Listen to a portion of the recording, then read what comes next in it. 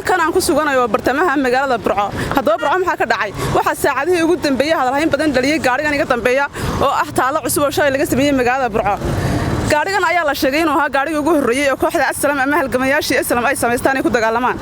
haddaba dadweynaha ayaa si kala duwan uga fikir dhiibanayay social media ayagoo qaarkoodna aaminsanay inuu gaarigu ku celinayo Burco ama Somaliland dhadhowr isteetankii halka dad kale ay aaminsan yihiin astaantii ugu quruxda badneed ee Burco loo sameeyay tahay Naasir walaalo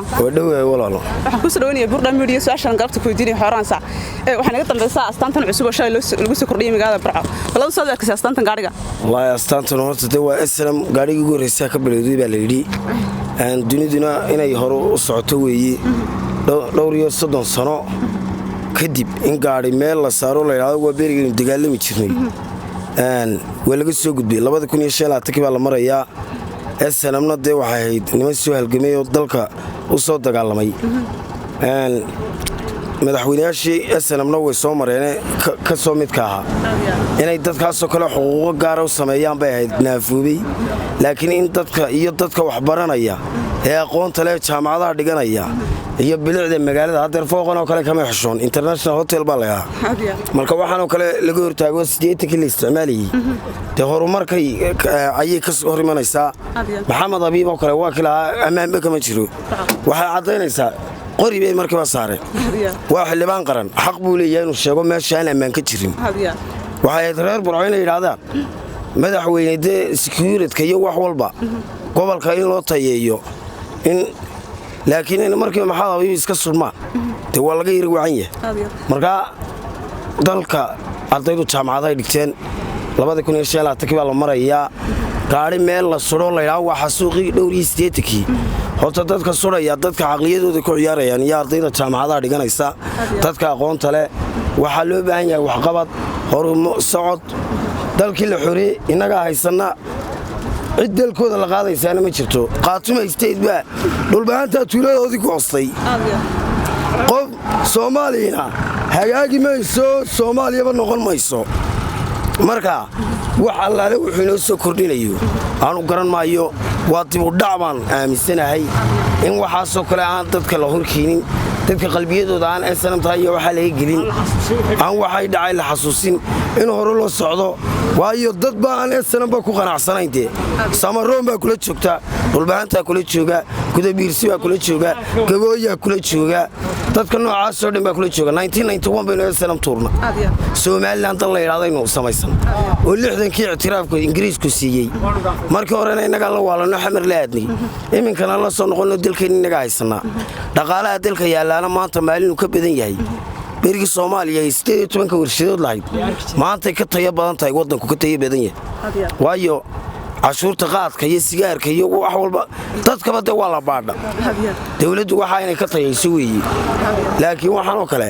waxaan gobolkana dib u dhac ku yahay Aslamna in mushaar loo qoro weeyo la siiyo hadaladii maxamed abiib ka soo yaray tan bacdeen waayo waa xaqiiqo sheegay maxamed abiib waayo hadii la amaan kama jiro markiiba waa loo jawaabay qaar baa u jawaabay iyadan barasaa ku jawaabin taliyii gobolku u jawaabin markiiba dad SSB baa u jawaabay oo ilaa ma anaga car maba soo gali kartid baa leeyahay xildhibaanka qaranka marka miyana hayna amaan kama jiro waa xaqiiqada waa cadaan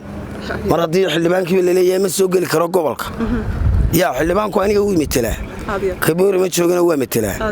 waa waxaan u doortay waxa weeye in xuquuqda dadka iyo shacabka iyo danyarta uu ka shaqeeyo laakiin inuu iska fadhiyo meel taagnaado anigu ma dooran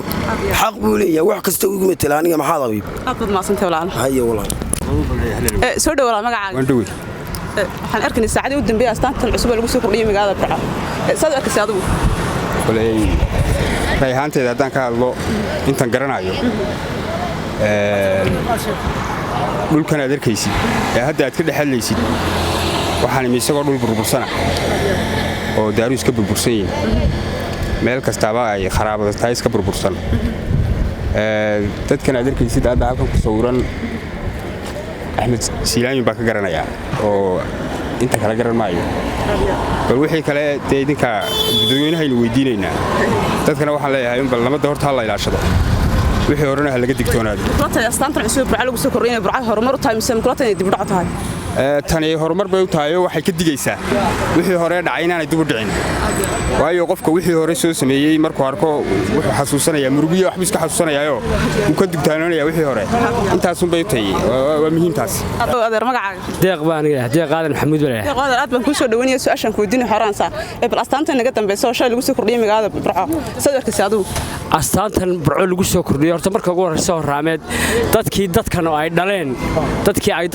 horta way noolyiin waxa weeye waa laga naxayaa ha laga naxay maadaama ay dhacdayba waxa weeyaan waxaynu la dagaalanay Soomaaliya ahayd maanta waxaynu maraynaa 35 sano aynu maraynaa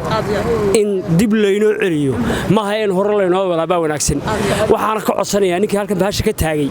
eedade inuu iska daayo taaladan uu meesha ka taagay ma wanaagsanee horeynu u soconaayo dad waxaynu noqonay waxa weeye dawladda ciidamaynu dhisannay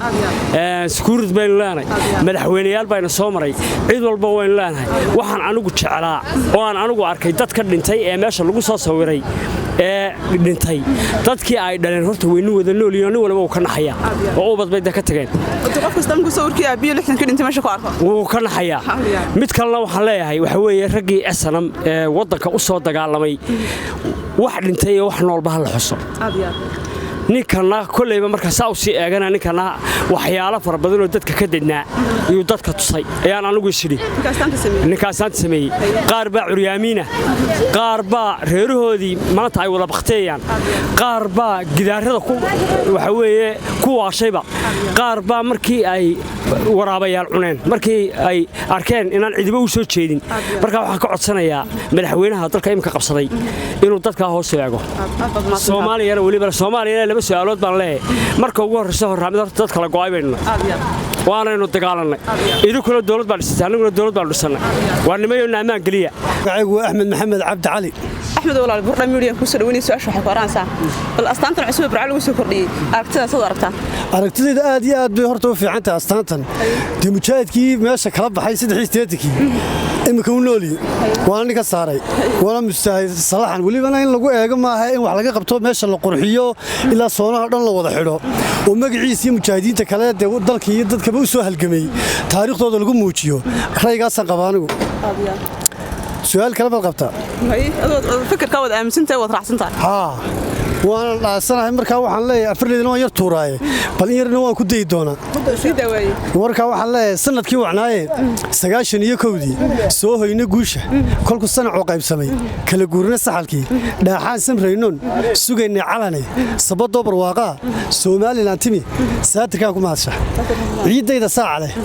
calankayga saafiya ciidankayga seefta leh madaxdayda wada siman sabadoo barwaaqaa Soomaaliland timi de sanad guura waxaan balleena mujaahidiinta ku soo dhaweynayna hadii kale xabad baa inaga dhaxaysa xabad ma santa magacaaga wala jaamac maxamed cabdi waaniga la yiraahdaa jaamac waad baan ku soo dhaweynay walaalo su'aashan ku weydiinay waxa qoraansa bal astaanta cusub magaalada Burco lagu soo kordhiyay gaariga qorka saaran yahay bal aragtidaas aad aragtaa waa anigu halka waxaan arkaa inay dubdhaca tahay anigu abahay Burco ka asii nimankii faqis la dagaalamay baa Burco ku dhintay saaka markaan arkay waxaan ku yiri dadka waxa xasuusinaysan dadkii ka dhintay dadkuna wuxuu badan yahay in halkan la yiri halaga daayo asaanta meesha marka aniga waxay la tahay dad mujaahidiin bay haayeen oo halka dadka ku dhintay bay haayeen dad manfaacadkana waa tala cunayay dadku cunayaan aynu aynay dadka ku dhintana way haayeen waxaan ku dagaalamay xornimay doonayeen nimankaana waxaan leeyahay hoos loo eego rag badan wax nool baa jira oo imka curyaama baa jira oo magaalada ku nool ragaas wixii dhintay Ilaahay u naxariisto wixii kalena hoos loo eego baan leeyahay hooyo magacaaga hooyaan wax la dhasay Cabdillah sina hooyo dad ma santay su'aashan ku weydiinay waxa qoraansa bal astaanta naga dambayso lagu soo kordhiyay magaalada Burco bal aragtidaas aad aragtaa hooyo astaantan anigu waxaan u arkaa inay aragti lagu soo kordhiyay tahay magaalada Burco systemkeedu marka horeba wax qurux badan oo Soomaaliya ka soo baxaba Burco ka soo baxaan hablaha quruxda badan Burco ka dhashaan mujaahidiintu Burco ka dhalataa madaxweynayaashu Burco ka dhashaan marka waxaan qabaa inay yihiin mujaahidiinta iyo madaxweynayaasha lagu xuseeyo meesha waxaan leeyahay lagu dhiridaan la soo xasuusto marka aad taageersan fikirkan cusub anigu waan taageersanahay waxaan halkan canaan uga dirayaa madaxweynaha Xasan Sheekh Maxamuud ee arigaygii joojiyay waxaan leenahay Ilaahay baan ku dira hadbaad maasanta soo dhaw walaal magacaaga ku dhahay walaal waxaan ku weydiinaya su'aal ka horansa bal sidee u aragtaa gaarigan astaanta cusub ee burco lagu soo kordhiyey astaatan cusub ee burco lagu soo kordhiyey mid macquul ma aha waana wax laga yimi oo dee dhowr qarni ka soo wareegeen ka maanta in maxay tahay odayaal shaarka dawladda sitaanta shaarka dawladda soo xidhaan halka wax ka taageen naw khalad baan aragnaa taan nahay dadka reer Soomaaliland hadda marka maanta fikirkaas anagu meesha lagu soo kordhiyey ma aha mid noqoseeya waa khalad ma aha mid noqoseeya gaadha Islaam lagu xoreeyay dib lagu xoreeyay dib lagu xoreeyay laga gudubdiyay aad ma santo walaan wandaway walaan magaca Mustafa Burda Miriam kursi dhaweynay su'aasha waxa ka raansa bal sidee u aragtaa astaanta cusub burco lagu soo kordhiyey wallahi astaanta aad qalad baan arkaa maxaan ku dhahay walba intii madaxweynaha hore jiray maxaan ku dhahay dawladda hore jirtay marka intii hore wal taagi waayay sababta imika loo taagay waxaan ka rabaa dalil ma garanaysaa kuma raacsan inuu marka xukuumadda iyo dawladda cusubtoona dadka fikirka aaminsan gaarigaas astaanta cusub meesha ka sameeyay ma raacsan aad qalad baan arkaa xalay waxaan ka soo gudubnay waxa wala dhaafay aad ma santo walaan shadho baasha Burda Miriam kursi dhaweynay su'aasha waxa ka raansa bal aragtida astaanta cusub soo aragtaa waxaan u arkaa isbedelka cusub ee Cabdiraxmaan Ciro aslamtii guuleysatay deeguuniyo gobonimo